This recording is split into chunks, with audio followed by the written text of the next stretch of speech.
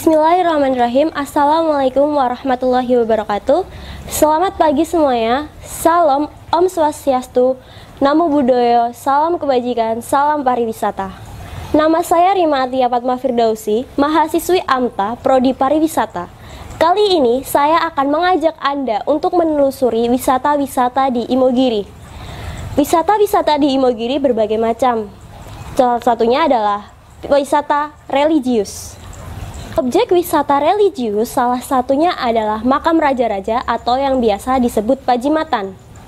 Sekarang saya berada di rumah saya yang berada di Dukuh Imogiri, Bantul, Yogyakarta untuk menuju ke makam Imogiri. Jaraknya tidak jauh, hanya 10 menit karena kita akan hanya menempuh 2 km. Wisatawan tidak perlu khawatir akan fasilitas umum yang tersedia di sekitar Pajimatan atau makam raja-raja Imogiri. Akan ada pom bensin, pasar tradisional Imogiri,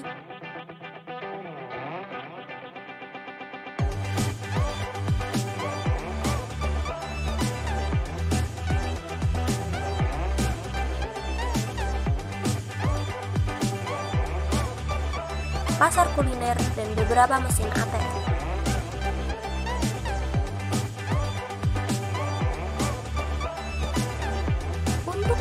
Motor bisa menggunakan tempat parkir dalam setelah gerbang utama Pajimatan.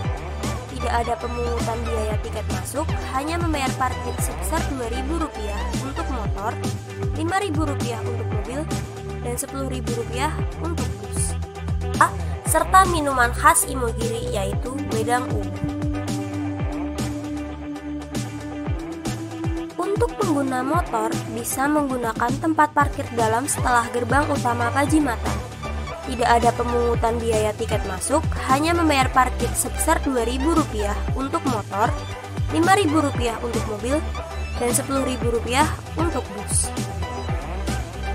Sebelum memasuki gerbang makam, ada beberapa jumlah anak tangga yang harus dilewati terlebih dahulu.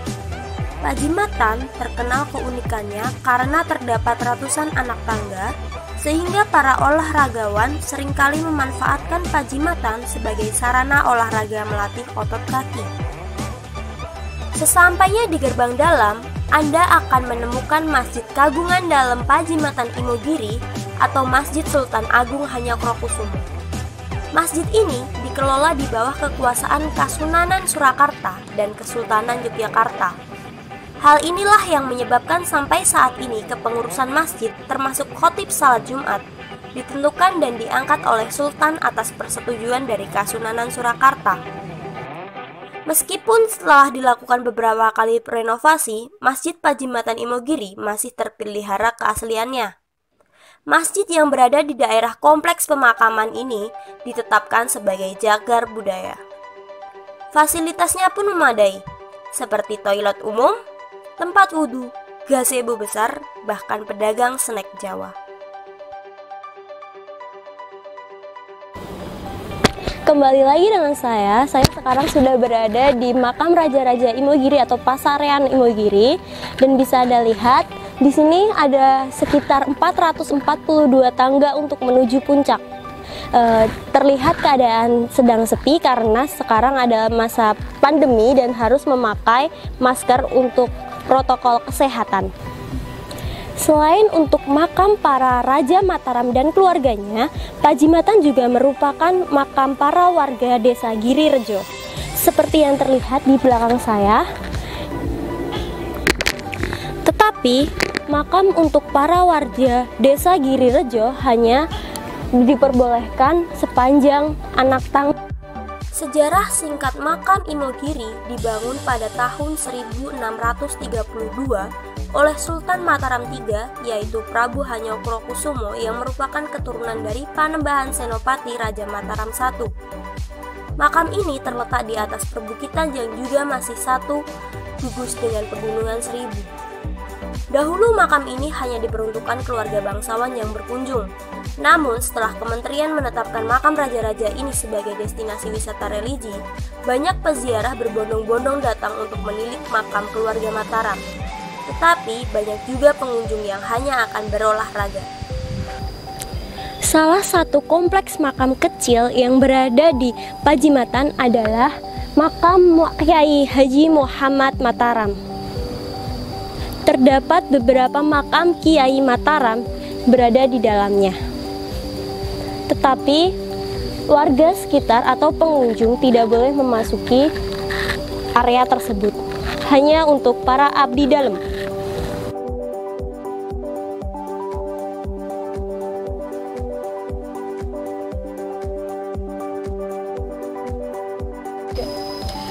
Setelah melewati 442 tangga, akhirnya kita tiba di bagian puncak makam yang terbagi menjadi 3 bagian utama, yaitu di sebelah kiri saya ada makam khusus untuk Yogyakarta, dan di sebelah kanan saya terdapat untuk makam para bangsawan Solo, dan makam utama adalah untuk Sultan Agung. Dikarenakan protokol kesehatan dalam pembatasan jumlah pengunjung dan batas waktu pengunjung, kami hanya akan, kok kami sih? Saya hanya akan, ya nggak apa-apa.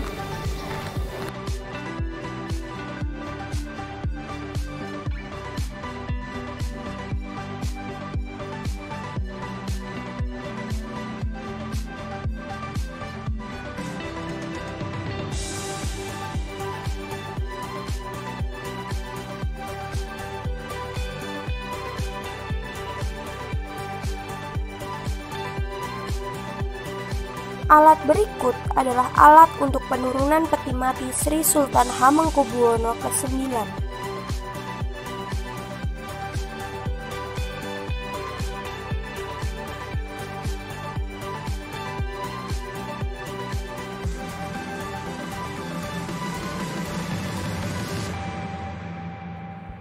Sebelum memasuki areal makam Sultan Agung, terdapat 4 buah tempayan yang berada di atas gerbang kedua. Tempayan pertama yang terletak di sisi barat merupakan pemberian dari Kerajaan Sriwijaya. Tempayan kedua, pemberian dari Kerajaan Samudra Pasai. Tempayan ketiga merupakan pemberian dari Kerajaan Nengrum, Turki. Dan tempayan terakhir merupakan pemberian dari Kerajaan Siam. Sayangnya, dikarenakan masa pandemi, gerbang Pasarean Sultan Agung ditutup dan hanya bisa melihat sampai halaman sini.